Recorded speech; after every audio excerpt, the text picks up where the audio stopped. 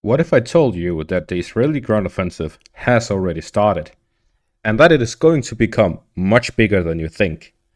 Although we see that it is largely peaceful right now and the offensive keeps getting quote unquote delayed, we are at the brink of a major regional war. So let's get started.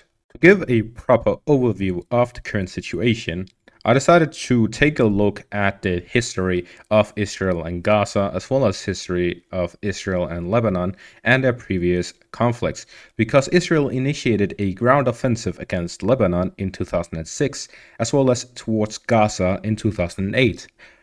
What happened back then? We have to take a look at that to see what happens today, to see what lessons were learned and how things have changed. At the same time, we also have to look at the power balance between all of the forces at play, as well as the risks of escalation. And finally, to get a proper understanding of urban warfare, we have to take a look at the Battle of Mosul, where the coalition forces defeated the Islamic State in Iraq. With events unfolding between Israel and Gaza, we have seen sensationalized coverage everywhere, making it hard to know what's actually happening. That's why I've been using Ground News in my research. This independent startup has an app and website that combines news from around the world in one place, so we can get the full story. You can read more or follow along at ground.news/weeb. I've been following news on the conflict in Israel and Palestine, where I can access breaking news on this topic, identify the most prominent news sources, and evaluate the media bias. During my research, I found this story that caught my attention. We can see here there are over 70 articles published on it with roughly equal coverage from different perspectives. Out of all of these sources, 62% are high factuality, telling me this story is slightly less sensationalized. One of the standout features they have for the Israel-Palestine conflict is this timeline feature, which provides a real-time overview of the conflict. It shows how news coverage varies depending on the source's perspective. Stay fully informed by going to ground.news/weeb to check it out. Subscribe through my link for as little as $1 per month or get 30% off unlimited access this month only. Subscribing supports a small team working to hold the media accountable and my channel in the meantime. Thank you, Ground News, for sponsoring this video. Before we get into the upcoming scenarios and analysis of Israel's offensive, we have to take a look at the historical offensives against Lebanon and Gaza, starting out in the direction of Lebanon in 2006. So in 2006, the Israeli army invaded Lebanon as a response to Hezbollah kidnapping 2 Israeli soldiers. After taking 2 Israeli soldiers hostage, the Israelis responded by starting a bombing campaign over southern Lebanon and following up with a ground invasion, limited in scale. But after facing off against the Lebanese fortress villages on the hilltops across the southern Lebanon, and ending up in a massive failure, they started mobilizing their forces to fight against Hezbollah here in southern Lebanon. But following the conclusion of the war, the Israelis had suffered a major defeat. The reason for this is multifactored. The first reason is that they had poor intelligence. They eventually used up all their air force with just counter-battery operations, and even then the response time was over 60 seconds, so they hardly ever hit anything. So essentially what we saw is that Israel's greatest strength, which is its air force, failed to do its mission. This had to be compensated by the Israeli ground forces, which failed to complete their information missions properly, which led to them failing to understand the sheer magnitude of the fortifications and the underground tunnel network of the Hezbollah forces in southern Lebanon. This led to the Israeli forces entering a fight they weren't prepared for. The reason I call this operation a failure, despite the Israelis losing only 120 men compared to an estimate of Hezbollah fighters losing 500 men and them being on the defense, is that when this war was announced by the Israeli government, they claimed they would destroy all of Hezbollah and that they would turn Lebanon, quote unquote, back 20 years. So we see that they were very lofty claims and official war goals for the Israeli government in this war. Yet they only managed to fight for a couple of weeks and end in a ceasefire. And now Hezbollah stands more than 5 times stronger than it was back in 2006. So the overall goal ended in complete failure. Although it ended in failure, the Israelis derived from this battle 8 important lessons. The first one is that the defenders always have a tactical advantage, particularly in cities. The second one is that the urban terrain inhibits the attacking force's ability to use intelligence, surveillance, reconnaissance, deploy aerial assets, and engage the defenders from a distance. The third one is that attacking forces have trouble achieving the element of surprise as they are monitored by the defending troops, which can remain hidden from the attackers. 4. The buildings, particularly those made of steel, reinforced concrete, or stone, serve as fortified bunkers. Attackers often use munitions, sometimes powerful ones, to access buildings and then deny them to defending forces. 6. Defenders have the advantage of comparatively free movement within the city and intimate knowledge of its streets, alleys, and warrens. 7. Defenders can build tunnels, arm depots, and a range of other facilities underground and use them to access multiple locations in and around the city. And finally, neither attacking nor defending forces can mass their assets in a concentrated location. The concentration of forces is one of the deciding factors in conventional battlefield warfare, in that historically, the objective of field operations was to concentrate one's forces to decimate the enemy's army. Combined with this, as a result of the battle and the war, the Israelis also improved other things, such as their ability to demolish said buildings and fortifications, and also the response time of their air force from over 60 seconds to just below 20 seconds. They also established a set of rules that they have essentially used since then for how they deal with airstrikes in urban areas. They have 5 rules to decide on a target, from deciding on it to launching it. The first one is collecting intelligence on the target. The second one is determining the objective in attacking the target. The third one is developing options for the strike. The fourth one is requesting professional advice on the target. And the fifth one is obtaining command approval for hitting the target. So essentially, they look through the legal aspects as well as the weigh the benefits and the risks of destroying a target. And then finally, they obtain the necessary orders to launch the target. As you can hear, this set of rules makes it very difficult for the Israeli army to quickly launch an attack against urban areas. This is why at the start of this current ongoing conflict, the Israeli defense minister announced that they are canceling the rules for the fighting, which is essentially canceling these 5 rules, allowing the Israeli army to attack positions with just an order, negating the first 4 where they have to collect the necessary intelligence, determining the objective, weighing their options, as well as requesting professional advice. This significantly reduces the time between detecting a target and launching the strike, but at the same time it significantly increases the risk for civilian casualties, which is why, comparing to the previous wars, this war so far has significantly more civilian casualties than any other the Israelis have fought in the past 20 years. We then go on to look at the 2008 Israeli invasion of Gaza, where they launched yet another war, this time against the Palestinians in Gaza and Hamas. So from this, we saw a similar situation, except this time the Israelis were prepared and aware of the fortifications and plans of the Palestinians. So essentially, number 1, to deal with the fortified zones within Gaza, similar to Lebanon, they created heavily fortified bulldozers, essentially, to drive in, create their own path through the fences, through the buildings, destroying everything to avoid the pre-planned positions of the Hamas forces in Gaza. So essentially, they negated this element of surprise factor that the defenders have and used it for their own gain, in the sense that they just create their own paths. As for the tunnels they had to deal with, the plan here for the Israeli forces was, prior to the ground invasion, they didn't really announce anything. So the Hamas forces were essentially not aware that it was coming. The difference was that as soon as they decided on it, they started an air campaign where they told Hamas that an ground assault was coming.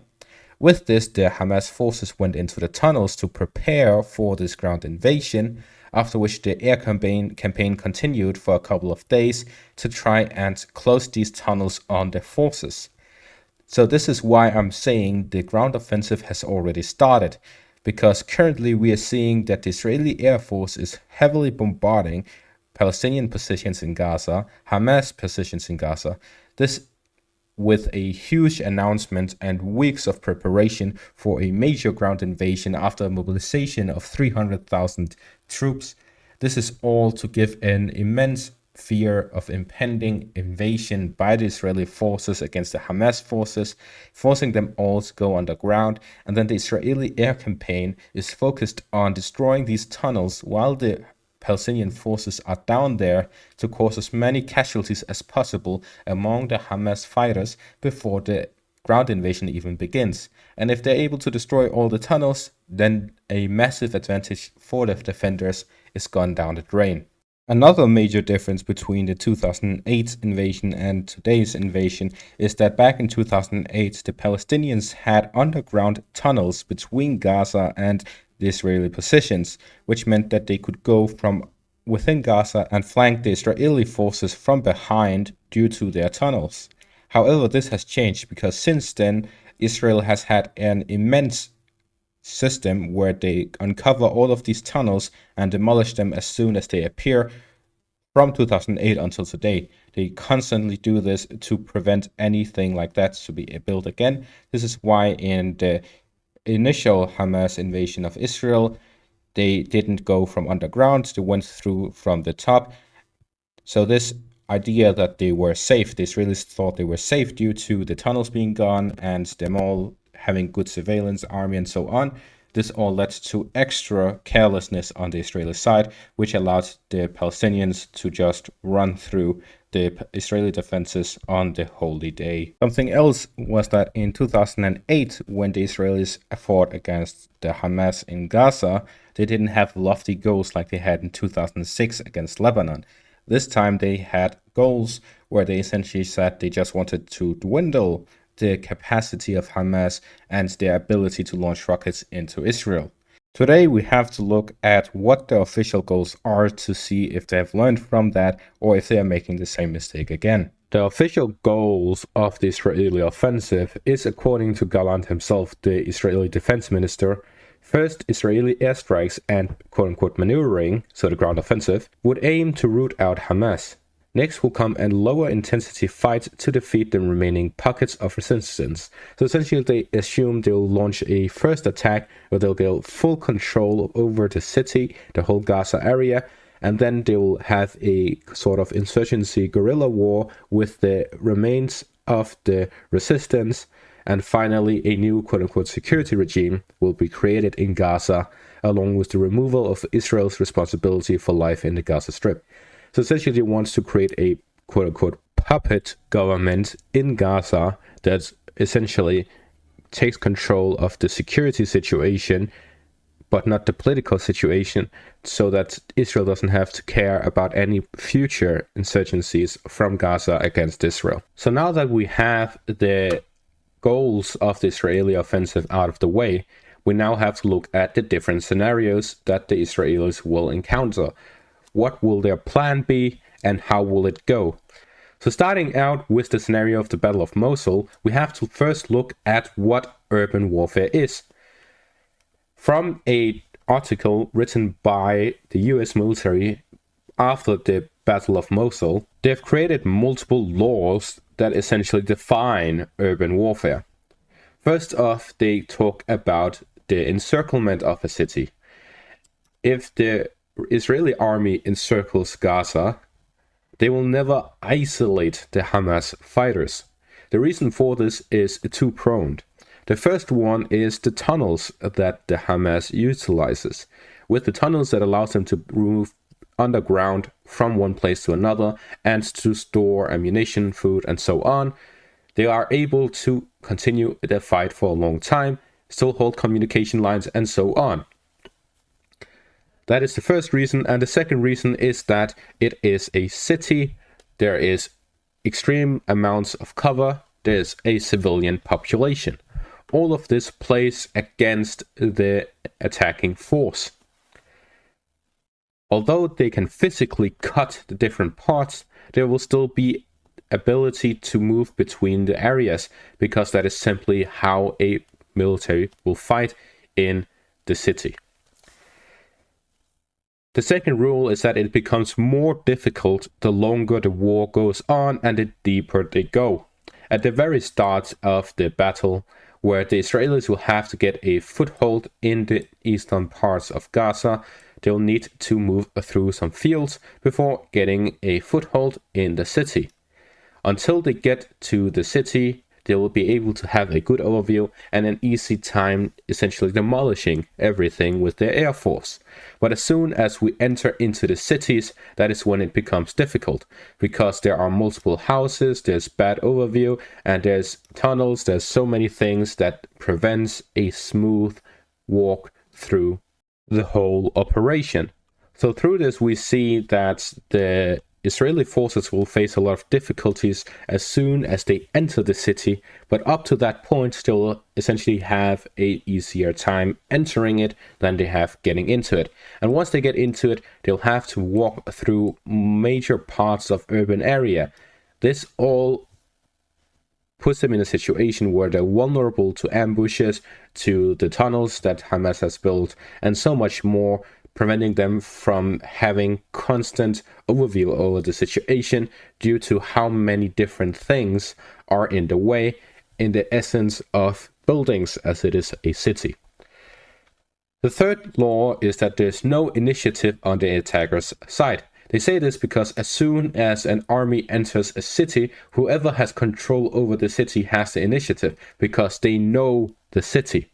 The Israelis do not know the city. They haven't been for real in Gaza throughout the whole time that Hamas has been in power. There's been multiple operations, but essentially Hamas knows the city like the inside of its hand.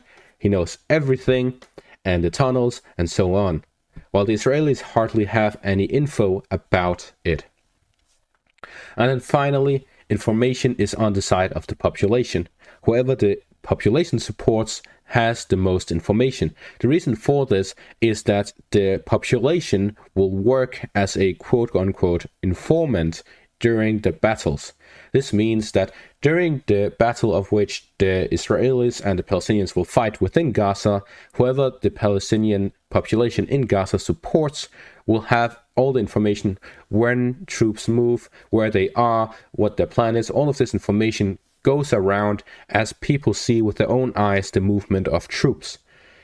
Likewise, if the Israeli gets the Gaza local population on their side, then they'll know the entrances of the tunnels, where they are, and so on. So whoever the civilian population supports has a major advantage in the information space during the fighting.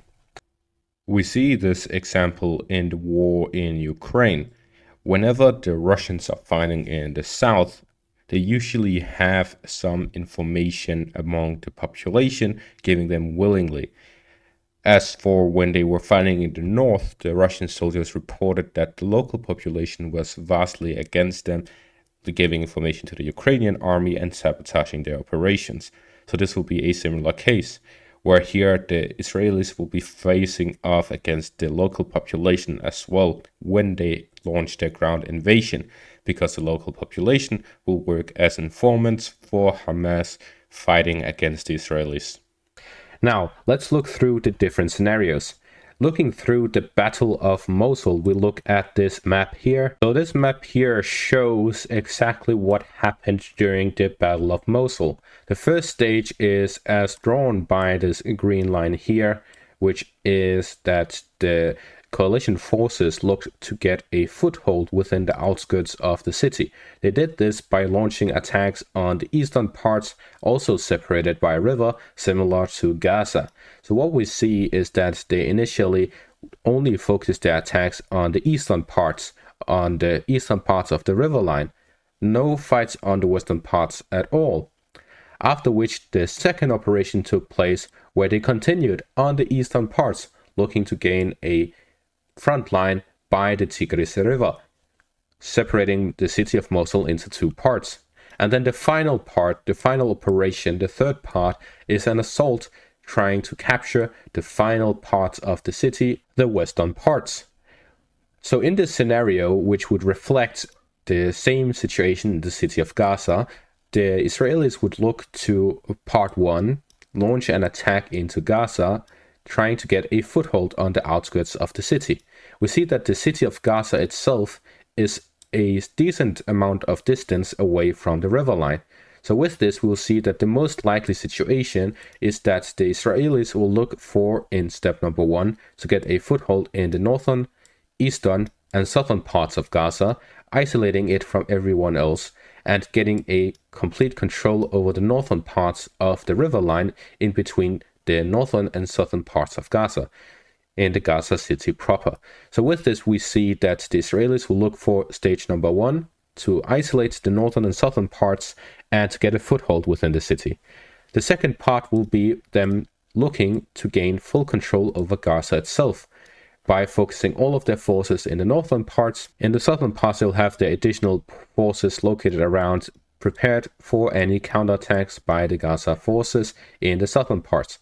So they'll have all of their focus on the northern parts, and after this, stage number three will be initiated, where it will essentially be a quote-unquote repeat of the northern parts, where they will try to look to get a foothold in the northern, eastern, and southern parts of the area, isolating it from everyone else, and then launching an attack to look to gain full control over Gaza.